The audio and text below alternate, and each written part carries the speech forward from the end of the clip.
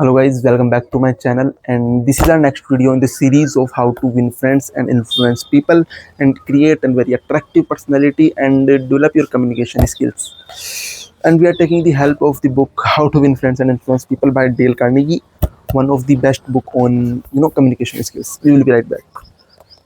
तो गाइस, आज जिस टॉपिक के बारे में बात करने वाला हूँ, जो चीज़ मैं आपको बताने वाला हूँ, वो बहुत ही ज़्यादा एकदम स्टार्टर्स हैं आपकी कम्युनिकेशन स्किल्स को इम्प्रूव करने के लिए। वो चीज़ इतनी ज़्यादा बेसिक है कि अगर मैं आपको बताऊँगा ना, आपको लगेगा कि इससे तो क्या ही फ़र्क पड़ेगा। और मैं पिछले 2-3 वीडियो से यही बोल रहा हूँ कि ये चीज़ इतनी ज़्यादा बेसिक है, ये इतनी ज़्यादा स्टार्टिंग में जो हम यूज़ करते हैं वो है। और मैं ये इसलिए बोल रहा हूँ क्योंकि हमें लगता है कि ये चीज़ तो इफ़ेक्टिव होगी ही नहीं बेसिकली हमारी कम्युनिकेशन को इम्प्रूव करने के लिए, पर ये चीज़ बहुत ही ज़्यादा इफ़ेक्टिव होती है। और आज जिस चीज़ के बारे में मैं बात कर रहा हूँ वो है रिमेंबरिंग पीपल्स नेम। देखो, अगर मैं आपसे पूछूं कि इस दुनिया में आपके लिए सबसे ज़्यादा इम्पोर्टेंट वर्ड क्या है, तो वो डेफिनेटली आपका नाम ही होगा। जब एक भीड़ में आप खड़े हो और कोई आपका नाम पुकारता है तो आप वो इंसान तुरंत आपकी अटेंशन ग्रैब कर लेता है, क्योंकि हमारा नाम हमारे लिए बहुत ही क्लोज होता है, बहुत ही, कैसे समझाऊँ, मतलब बहुत ही वो अपनापन वाला है कि ये तो मेरा नाम है। It is my identity. लोग अपने आइडेंटिटी को अपने नाम से रिलेट करते हैं। इसलिए आप लोगों के नाम को याद रखना शुरू करिए जब भी आप किसी नए इंसान से मिलते हैं। देखो, होता क्या है ना, हम जिस इंसान से रेगुलरली मिल रहे होते हैं उसका नाम याद रखना हमारे लिए बहुत ही ईजी होता है। बट किसी इंसान से अगर हम 6 महीने में, 1 साल में एक ही बार मिल रहे हैं, तो उसका नाम याद रखना, उसकी हॉबीज़ के बारे में याद रखना बहुत ही मुश्किल होता है। तो आप कुछ ऐसा भी कर सकते हैं, किसी इंसान से मिल रहे हैं तो जो फर्स्ट कन्वर्सेशन है उसे रिकॉर्ड कर सकते हैं। उसमें ये मे बी उसका बर्थडे हो गया, कुछ इंपॉर्टेंट इवेंट्स हो गए, उसकी हॉबीज़ हो गई, और डेफिनेटली उसका नेम एक नोट्स में रख सकते हैं।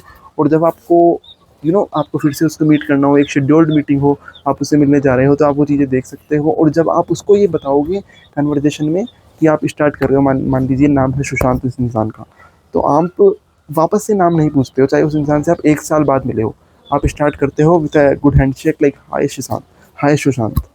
तो ये एक अलग ही इम्पैक्ट छोड़ता है। और जब भी आप एक ग्रुप में बैठे हो और आपको किसी इंसान को डायरेक्ट कुछ बोलना है ना, किसी एक पर्सन को, तो आप उसका नाम लेकर उसे रेफ़र कीजिए।